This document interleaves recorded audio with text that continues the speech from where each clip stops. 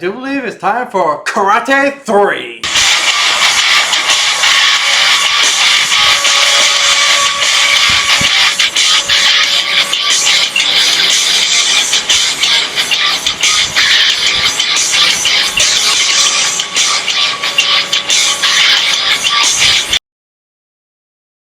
Guys, it's me, KC, of you Kids with Kid Shows. And today we're going to take a look at Karate Kid Part 3.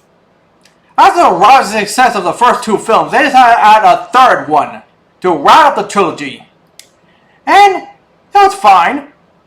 And Part 3 was okay. In this film, instead of one villainous, over-the-top, hammy karate teacher, you have two. That's right, Chris is back and he brought his old friend, Silver. And these two are out for revenge for their humiliation in the first film. Silver and Kreese are definitely a duo there, aren't they?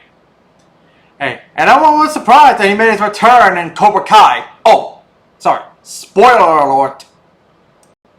In this film, Silver decided to try and turn Daniel against Miyagi. And it worked for a brief time, but yeah. But Daniel didn't know that this was all a part of a revenge scheme. And Silver, of course, taught Daniel a lesson in pain. And by making his fist bleed. Ooh. And of course, he didn't just train him, he tortured him. That's got an ironic way of seeing things, isn't it? And of course, it can't be a Karate Kid movie without a rival and a love interest. That's right. This time, Daniel's got a new rival along with a new girlfriend. Yeah, these movies have a habit of doing that, do they? But yeah, anyway, Daniel got himself a new love interest whose name I don't remember, but she's cute, I guess. And of course, a new rival in Mike Barnes. He didn't just straight up antagonize Daniel. He also intimidated him, scared him, and also make Daniel really afraid of the guy. Who could blame him? He was a little over the top. I mean, just as over the top as Kreese and Silver.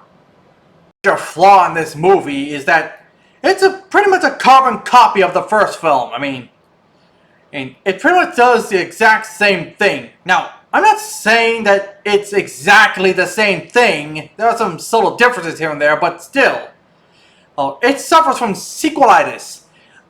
Sequelitis meaning a movie sequel does something the first film did, but there are some few changes here and there, but still hurts the film in its goodness, I guess. For example, Ghostbuster 2 is probably the same thing as Ghostbuster 1. Another example, the Transformers films directed by Michael Bay are pretty much the exact same thing over and over and over again. No changes whatsoever.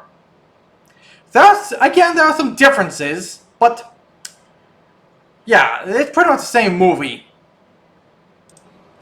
Overall, this was still an entertaining film. I mean, sure, it's a carbon copy of the first film and a little bit in the second one, but still an enjoyable film nevertheless. In my eyes, anyway. But yes, it's basically the same film as the first one. Again. So it deserves an overrating of 4 out of 10. It's definitely the weakest out of all the Karate Kid films, but it's still an entertaining one nevertheless. It could have been worse. It could have been another Karate Kid film without any of the characters except for Miss Miyagi, and replace it with a girl that couldn't act away out of a paper bag. And a movie so bad that it wasn't very acknowledged at all.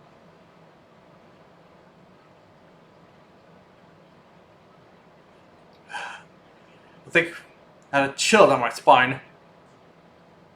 I'm gonna review that eventually, am I? Well, hello there guys, and see you all next time. Farewell friends, don't forget to like, share, and subscribe. And don't forget to check out all other social media pages. The links will be in the description below.